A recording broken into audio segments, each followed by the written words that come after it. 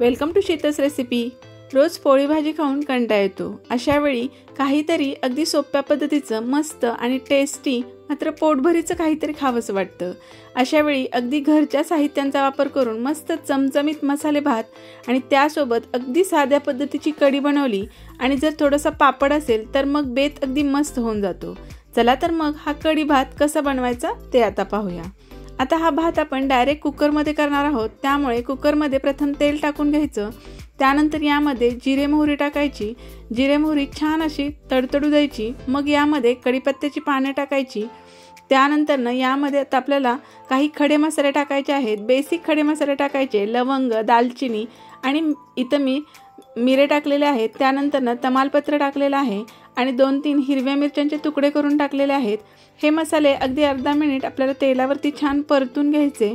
त्यानंतर यामध्ये आता अर्धा चमचा लसूण पेस्ट टाकलेली आहे।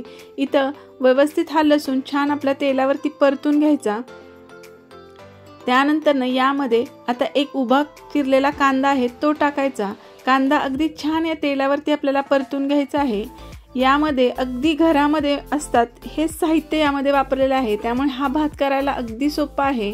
त्यानंतर इथं एक टोमॅटो टाकलेला आहे आणि कच्चा बटाटा त्याचं साल काढून छान फोडी केलेले आहेत त्याही यामध्ये टाकलेले आहे।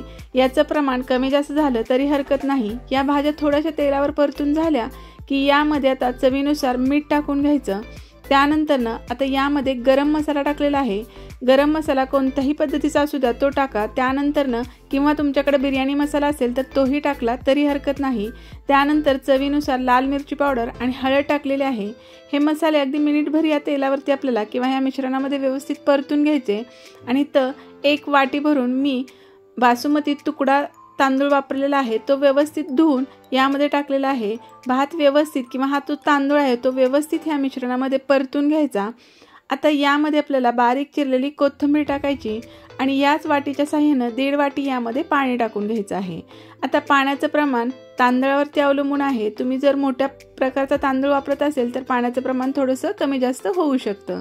इथं मी बासमती तुकडा वापरलेला आहे, त्यामुळे याला अगदी कमी पाणी लागतं आणि हा भात थोडासा चिकट होतो। हा भात जो आहे मसाला भात हा थोडासा चिकट असेल तरच तो छान चवीला लागतो। आता यामध्ये 1 चमचाभर साजूक तूप टाकलेलं आहे, त्यामुळे या भाताला अजून खमंगपणा येतो। व्यवस्थित तूप मिक्स करून घ्यायचं, झाकण लावायचं आणि कुकरची 1 शिट्टी करायची आणि पुन्हा मंद आचेवरती 5 ते 7 मिनिटं अगदी छान भात आपल्याला मऊसूत शिजेपर्यंत कुकर तसाच गॅसवर ठेवायचा। आता आपला भात शिजत आहे तोपर्यंत आपण कढी करून घेऊया। इथं 1 वाटी आंबटसर दही घेतलेलं आहे, त्यामध्ये 1 चमचा बेसन पीठ टाकलं। बेसन पीठ व्यवस्थित या दह्यामध्ये मिक्स करून घ्यायचं। त्यानंतर यामध्ये पाणी टाकायचं आणि व्यवस्थित हे मिश्रण छान असं फेटून घ्यायचं। आपलं कढीचं जे मिश्रण आहे ते आपलं तयार झालेलं आहे। आता कढईमध्ये आपण तेल टाकून घ्यायचं।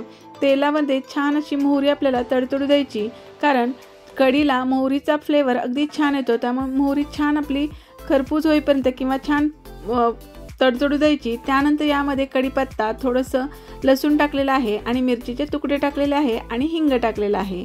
अगदी मोजकं साहित्य यामध्ये वापरलेलं आहे। आता यामध्ये थोडीशी आपल्याला हळद टाकायची आहे आणि आपले कढीचं जे मिश्रण केलेलं आहे हे आपल्याला आता यामध्ये ओतून घ्यायचं आहे। कढी अगदी साध्या पद्धतीची आहे, अगदी पटकन होते। अगदी मोजक्या साहित्यांचा वापर करून आपण कढी आणि भात केलेला आहे, त्यामुळे अगदी लाईटली किंवा अगदी पटकन होणारे हे जेवण आहे। रोज रोज पोळी भाजी खाऊन कंटाळा येतो, अशा वेळी असा बेत केला तर अगदी आवडीने सर्वजण खातात। आता यामध्ये आपण पाणी ओतलेलं आहे, त्यानंतर थोडंसं मीठही टाकलेलं आहे आणि थोड्याशा गोडीसाठी इथं मी गूळ पावडर टाकलेले आहे। गूळ पावडर ऐवजी तुम्ही थोडीशी साखरही टाकू शकता। आता यामध्ये बारीक चिरलेली कोथिंबीर टाकायची आणि व्यवस्थित या कढीला उकळी आणायची।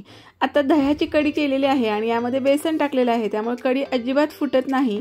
कढीही झालेली आहे, भातही आपला मस्त असा शिजलेला आहे। अगदी कुकर थंड झालेला आहे, मस्त भात आपला तयार झालेला आहे। कढी भात मस्त झालेला आहे। आवडला तर नक्की लाईक करा, शेअर करा। चॅनलला सबस्क्राईब केलं नसेल तर सबस्क्राईब करा। पुन्हा भेटूया अशा छान मस्त रेसिपी सोबत। तोपर्यंत मस्त खा, आनंदी राहा। ही रेसिपी पाहिल्याबद्दल धन्यवाद।